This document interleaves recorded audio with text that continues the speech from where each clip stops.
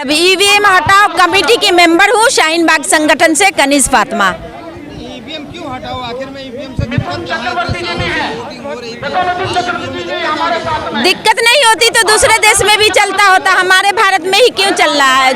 जो बनाए हैं वो तो नहीं चला रहे हैं और बहुत बड़ी दिक्कत है। अगर ईवीएम ना होता तो संविधान को इस तरह से तोड़ मरोड़ नहीं किया जाता। ईवीएम से दादागिरी की जा रही, ईवीएम से सत्ता में बैठ गए हैं लोग। संविधान और ईवीएम का क्या लेना? देखिए ईवीएम से असंवैधानिक लोग संविधान का फायदा उठा रहे हैं और जो संवैधानिक पद पे गलत इस्तेमाल किया जा रहा है। अगर ईवीएम से वो अगर ना यूज करे तो कोई सत्ता में बीजेपी को, आरएसएस के लोगों को, देशद्रोही को, आतंकियों को बिठाए ही नहीं। हम अम्बेडकर वाले, गांधी वाले हैं, देश में जो फायदे की बात है वो करेंगे। अब जो ईवीएम से सरकार आई है वो 140 कानून पहले भी अंग्रेज बनाए थे भारत पे रूल करने के लिए, उस कानून को लागू किए तो किए। रोज रोज भारत के देश निवासी को, भारत के नागरिक के लिए रोज रोज एक जहरीला कानून बनाते हैं, वो असंवैधानिक है। अगर ईवीएम ना हो तो ऐसी सरकार को हम चुनेंगे नहीं, उखाड़ फेंकेंगे। पहले कांग्रेस भी थी, वो भी ईवीएम से जीती लेके आई, उस देखिए कांग्रेस लाई है ईवीएम, बट सिर्फ एक मशीन था, जो मशीन और कंप्यूटर, आज का दौर है साइंस और टेक्नोलॉजी का, वो मशीन लाया गया था कि फायदा हो, वक्त बचे। लेकिन यहाँ फायदा के बजाय पैसा भी उतना ही खर्चा किया जा रहा है। लगातार इलेक्शन हो रहा है और ईवीएम के यूज से पहले ही वो छुपा के रखे होते हैं। जो आरएसएस के, बीजेपी में बैठे सत्ता में जो लोग हैं, गुंडे लोग हैं, वो पहले ही ईवीएम को मतलब बनाया रहता है, उसमें वोटिंग किया रहता है, वो चेंज करते हैं। अभी भी कितना, हाँ अभी भी वो भी ईवीएम गायब है ना, और फिर सबूत है नहीं। पिछले बार मध्य प्रदेश में जो हुआ उसमें तो बाजाबते गुंडागर्दी कर रहे हैं, अमित शाह रिवाल्वर दिखा रहे हैं बाजाबते ईवीएम चेंज करते वक्त। हाँ, जहाँ हम जीतते हैं, कांग्रेस जीतती है, वहाँ भी इनकी चाल होती है कि देश अगेंस्ट ना हो, देश में आक्रोश ना हो। ठीक कर रहे हैं, लेकिन मेजोरिटी जहां इनको नहीं पसंद करती है वहां जिता देते हैं। जहां हल्ला गुल्ला ना करे, पब्लिक अगेंस्ट ना हो, ज्यादा परेशानी ना हो, इसलिए चुपचाप वहां से निकल जाते हैं। और जहां देखते हैं दाल गलती है वहां खूब गुंडागिरी, दादागिरी करती है।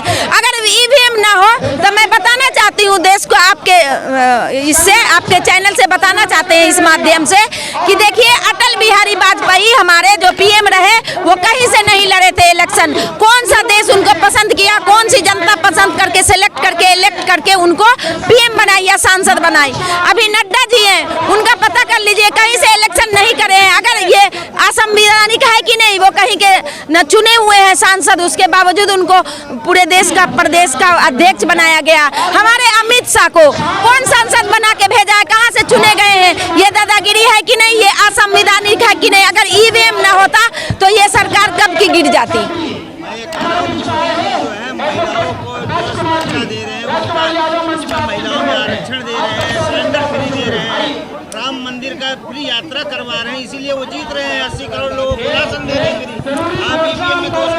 ठीक बता रहे हैं, राम मंदिर का और देश की प्रोग्रेस का कोई नाता नहीं है। राम मंदिर से हम किसी ऐसे भक्त को बेवकूफ बना रहे हैं। राम मंदिर से शिक्षा, सुरक्षा, चिकित्सा, रोजगार मिल रही है अगर देश को, तो उनको बना राम मंदिर पर पैसा न खर्च करके, रेल प्रोवाइड न करके कुछ कंपनियां बनवाते जिससे हमारे युवा को रोजगार मिलता, देश की तरक्की होती। तो यहाँ तो बिजनेस के लिए, युवाओं को रोजगार देने के लिए, देश की तरक्की के लिए कोई काम नहीं हुआ।